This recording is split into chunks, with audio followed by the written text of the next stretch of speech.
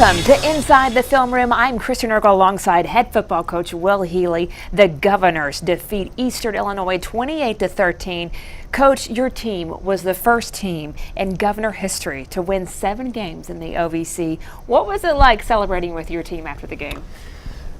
Well, I don't know how excited my wife was the fact that I took my shirt off, but I know Chris Laskowski was proud at how much definition he's been able to help me with. But that's what you look forward to. I think that group has so much fun together, and they obviously have had a lot of fun enjoying the success we've had. But it's a special time. I can't wait to get off the field and go in there and celebrate with those guys. But Saturday was extra special. Your last guaranteed home game, and for us to do what we did when those stakes were on the line, I thought was amazing, and shows a lot about the character of those kids, that they were able to handle the moment and come out with a big win on Saturday. As a team, you watched the FCS playoff selection show. I think the ESPN analysts were as surprised as we were to find out that Austin Peay was left out of the playoffs. What did you tell your team afterwards? I don't know if there's the perfect thing you can say in that situation. But I don't have a regret. I told Emily, I think that's the hardest 30 minutes I've ever had of coaching. Obviously, what we had happen a year ago was an extended period of time. But that time, looking at those kids fully expecting to be in, and having to look at those seniors and know that they've played their last football game at Austin Peay, and I felt like they did everything they needed to do to continue to move forward, and we fully expected to be playing this week, was tough. No, there is no doubt about it. And so you go through the range of emotions from you're angry, you're frustrated, and as it goes on, you start to think about, wow, we're sitting in that room the Sunday after the season's over with talking about we're frustrated we didn't make the NCAA playoffs, where you go from the meetings you had before camp where you're talking about we need to win a game and break the streak. Amazing year. As you continue to remove yourself from it, you realize how special that group of kids were and how difficult it would ever be to replicate what you just did. And a special experience, so rewarding.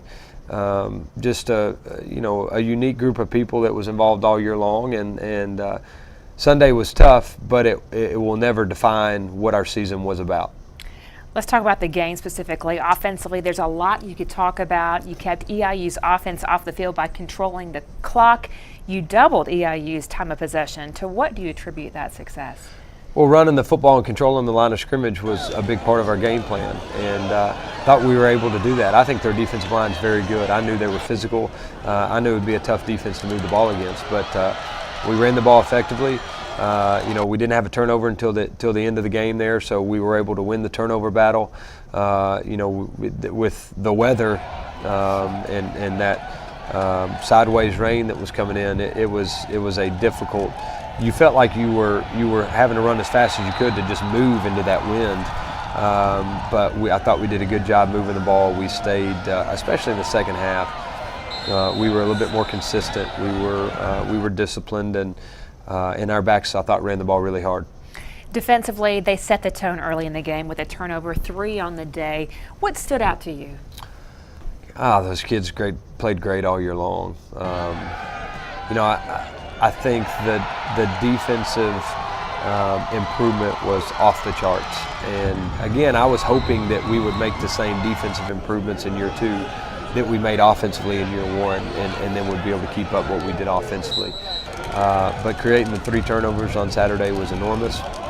That's a team that usually does not turn the football over. And we created extra possessions, which showed up in the time of possession statistics. So I thought our defense played great. The first half I thought we missed a couple tackles, and we looked like that we were trying to strip the ball instead of tackle the ball carrier. And in the second half we got back to our fundamentals, and I think until the last drive they had 6 yards of total offense in the second half. So impressive day by our defense. Have to be proud of those guys. Coming up is the Fuse Fireworks Assistant Coach's Corner. This week we'll hear from Athletics Director Ryan Ivey.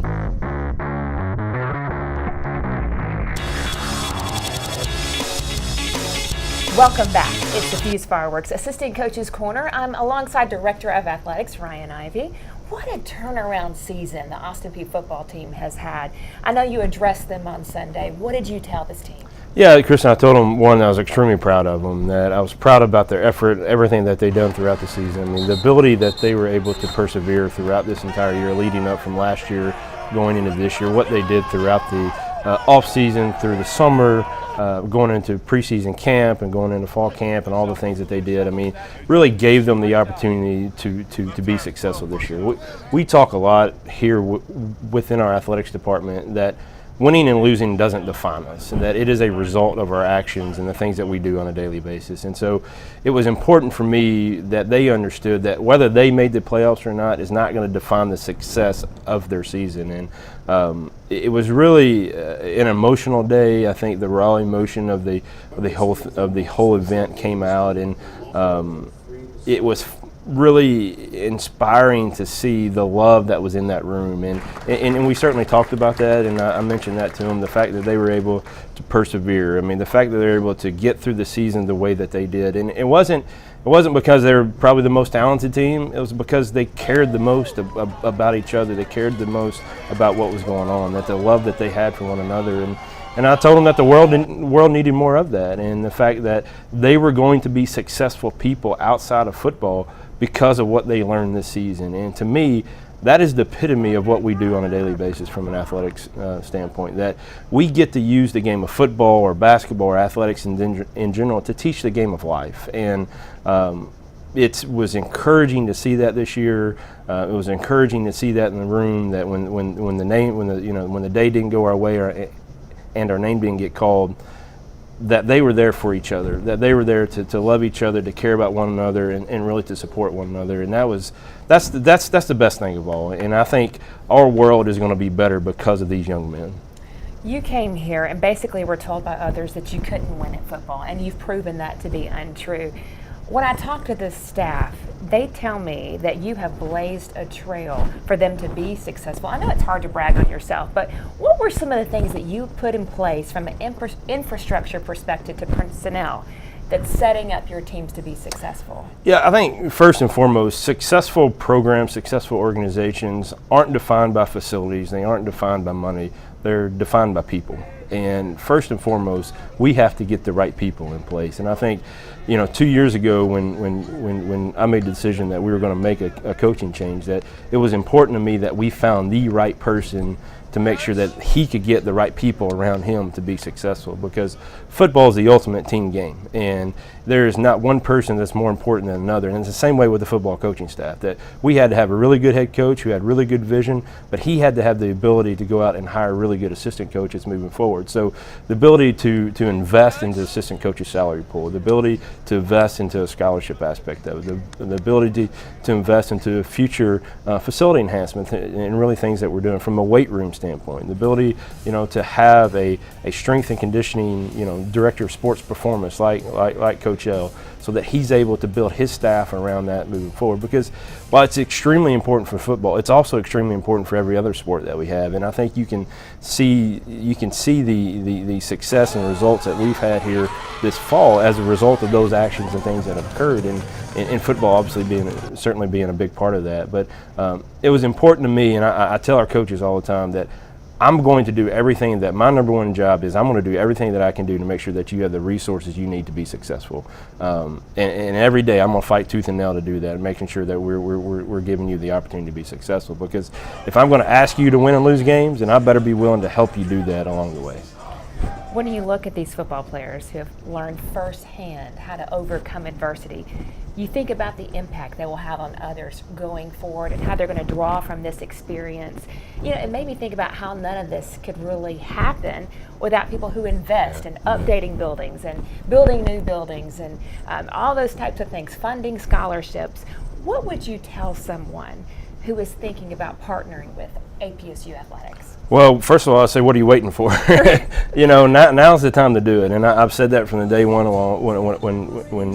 when I walked in the door in August of 2015. That now is the time to be a part of Austin Peay Athletics. That we are going to be successful moving forward, and the things that we're going to do on the competition surface, whether that's football or basketball or baseball or softball or tennis or whatever it may be, that we're going to be successful, and that I'm not going to apologize for those expectations. But we're also going to be successful in the classroom. We're going to be successful teaching the game of life to our student athletes. And to me, at the end of the day, when our student athletes come back 5, 10, 15, 20, 25 years from now, and they bring their families and they bring their, their wives or their husbands or their kids, and they talk about, hey, this is where it all started for me, that this is where I was able to learn the tools and the foundation that I needed to be who I am today. Those are the things that are really special to me. And when people invest in Austin Peay athletics, you're not just investing into a program, you're investing into lives, and you're investing into the opportunity to make a difference in the lives of young people. And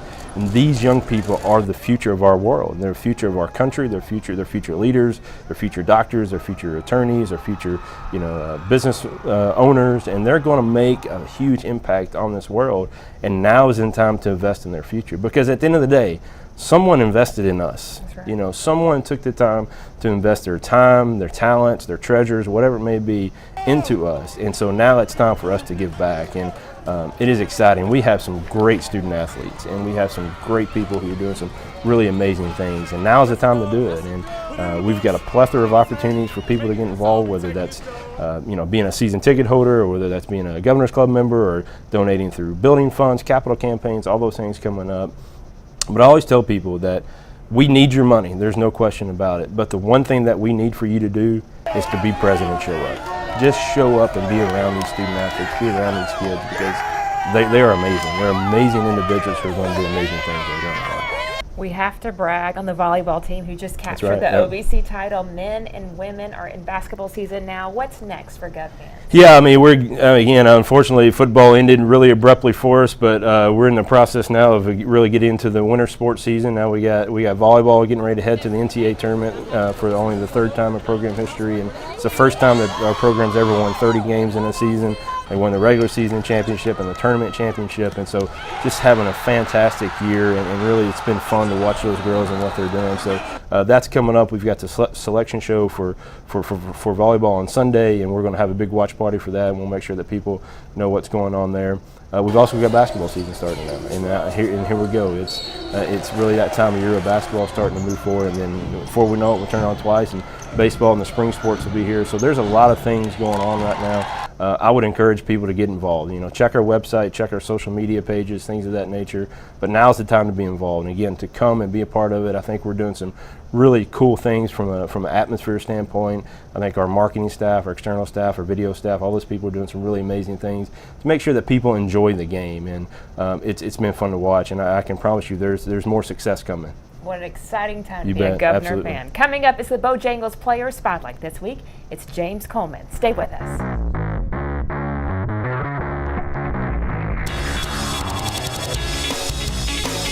Welcome back. It's the Bojangles Player Spotlight. This is senior tight end James Coleman.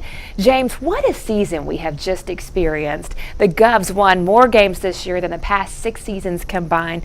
What made it come together this year? I feel like the thing that made it come together the most were the players and the coaching, and just the connection that we built together. Obviously, last year when Coach Healey got here, we went on 11. That's not what we expected at all. And the first year he was here, that was probably one of the toughest years. We put in so much work. Just coming from our sophomore year, the mindset was continue to get better. And we put in so much work continuously, and it don't pay off. How do you continue to motivate yourself to go? And Coach Healey did a great job of just telling us never give up on ourselves. When did you know something was special happening? Was it before the season or during the season? I noticed. I had a feel of it a little bit last year, but it didn't really click until the summer when we had over 90 players here in the summer, and that didn't happen the year before. Mm-hmm. So when you see all the people committed to one goal, you just, every day you go to work, you look to your left, you look to your right, and we say we do it for each other. And you guys became brothers at that point. Like real brothers. There's no friends, no nothing. It's brothers. You're playing for the man beside you. That's kind of how they keep describing this team, isn't it? Most definitely. And that's how that was our motto every day. So, anytime it gets hard, you just look at each other and you think about what they have going on in life. Like players like Charles or DJ or Corey who have children, you think about their family. You feel me? And it just makes you want to play a little bit harder for them. Now, what did you learn the most this season? What I learned the most this year is I could say one of the things is never give up on yourself and never give up on the person next to you. We've had adversity since we stepped into Austin Peay. And that adversity it made us the men we are today. And I can only appreciate the coaches for pushing us to be as great as we are. What would you tell a recruit looking at Austin Peay about spending the next 4 years here? I could tell a recruit, if you have any doubts about Austin Peay, just come to Austin Peay for a weekend, come around the brothers that are here, and you'll feel the love from the coaches like the second you walk into the door. And that in itself is enough to make you want to be at a place for the next 4 years of your life. You'd make the same decision again? Over and over again if I had to. Austin Peay has taught me so much over the 4 years, and I can only thank everyone who's been a part of it for it. The Gov family is a really big family. I'm talking about alumni. So you graduate soon. What field should they be looking to hire you in? My major is corporate communication. However, I'm capable of doing almost anything, so just keep that in mind that I'm always available. There you go. Look him up. Okay, now the Nova Copy pregame analysis is next. Coach Healey recaps this magical season when we return.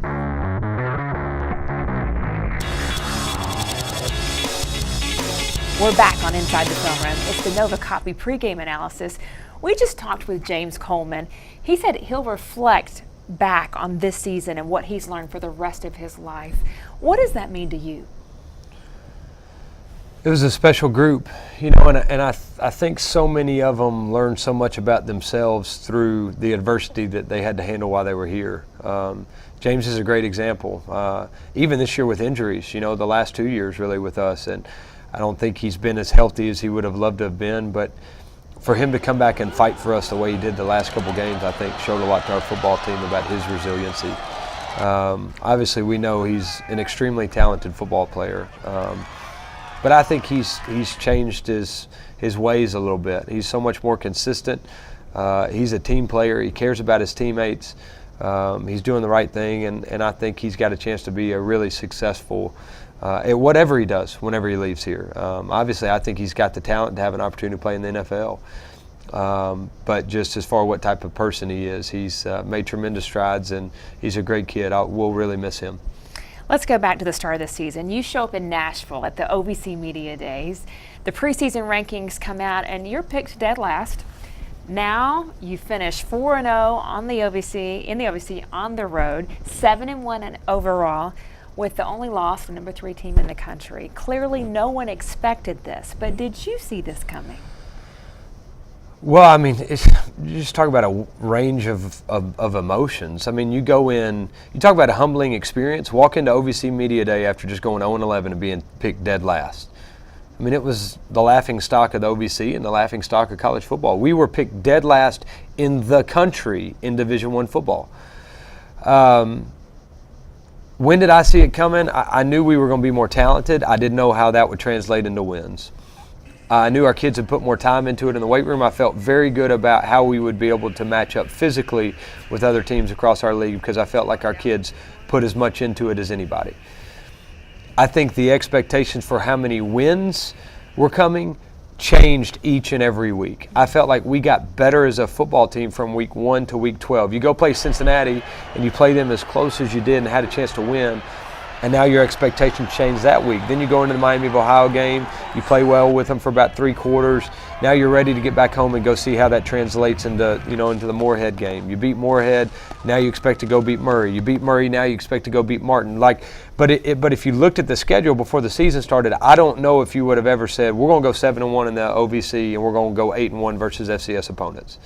But as the season went on and as our team started to gel together and as we started to go into a little bit of a rhythm, you expected to win those games. But it was just, how fast those expectations changed is something I've never been a part of before. You could be coaching a long time and never see a group accomplish as much as what this group has accomplished and see a program change and a culture change as fast as this one made happen. So special group, special people, and really special year. I've been waiting to ask you this question. So I've asked some of the players and coaches when they knew something was special about this group. You know, some of them talked about the voluntary off-season workouts. Some mentioned a team meeting where guys were telling their stories from where they came from. When did you know something special was brewing? There's so many moments. You know, watching the recruiting class we had gel with the seniors, watching the weight room gains that we had, watching fall camp, you know, and then you go watch Cincinnati and you watch how those kids respond. I mean, there's just, to me, and I know a lot of people point to the Martin game when you beat a ranked opponent at home and Martin that was picked to be one of the top teams in the league. That was kind of when everybody became believers. But for me, it was just such a ride. You know, it wasn't one particular moment. It was so many different things on a daily basis that made me feel so much better about what our direction was. And there's really not one moment I can point to. It was just 12 months of consistency, 12 months of putting our head down, keeping a chip on our shoulder and going to work. And it started with the Monday after our last game against Kentucky last year. And we made ourselves difficult to beat, and we gave our chance to have success this year. And then we won some close games. You know, I mean, you could go play this season all over again, and I don't know if you win as many close games as what we did. But to have a team who had never had success before believe in winning close football games in our league is a tremendous step forward for our program, and it's something that we'll continue to latch on to moving forward. Let's talk school records broken. Most conference wins, most points scored, most total yards in a season, most total yards per game, most rushing yards. What are some of the reasons it just worked this year? It's an unbelievable group of kids and an unbelievable group of assistant coaches with resources everywhere that we need. Weight room gains, I can't say enough about what Chris Laskowski does in the weight room. Such a team effort, you know, and we just finished our staff meeting to close the year, and it's that group of people I get a chance to work with on a regular basis. There's none better. They motivate the players, who then motivate each other and got the most out of one another. And, you know, just so many different people to thank. I think our community and our fans, even patting our kids and as positive and as complimentary as they were a year ago after going on 11, I think was part of the success that we had this year, because our kids felt good about playing football here and felt like there was some light at the end of the tunnel. But, I mean, just so many people to thank, so many people that are a huge reason why we had success. And I think these kids wouldn't want to be anywhere other than playing football at Austin Peay, and that helps me sleep at night. You broke the Forterra Stadium record 3 times this season. Not only did your players buy in, you mentioned it, the community bought in. Those community leaders did too. What part did this community play in helping turn around the football program? Well, you say this, there is not another place in the country that could break an attendance record with the nation's longest losing streak. To me, that's all you have to say. You know, I mean, there's so many other things that they've done on top of it, whether it's been financially, whether it's been just coming to practice, showing up in the stands. But it's just it's a community, to me, that's wrapped themselves around Fort Campbell and Austin Peay. And our kids feel that. They walk around this town and feel like that they're a part of it and that they're adding to our community. And you know, just the people that are around here, the fans. I mean, I always think of Lynn Rye every time we talk about, you know, support. And I used to always say there's no such thing as a bandwagon Austin Peay fans. Well, there actually are now, which is pretty amazing. But people like Lynn Rye and the support that he's given this program and our kids, and that's what our community's full of. And I think that's why this is a special place to play football, coach football, and live. These seniors will never be forgotten on this campus. They brought into your vision and never gave up. From 1-45 to tying the school record for most wins in a season, what can you say about these 15?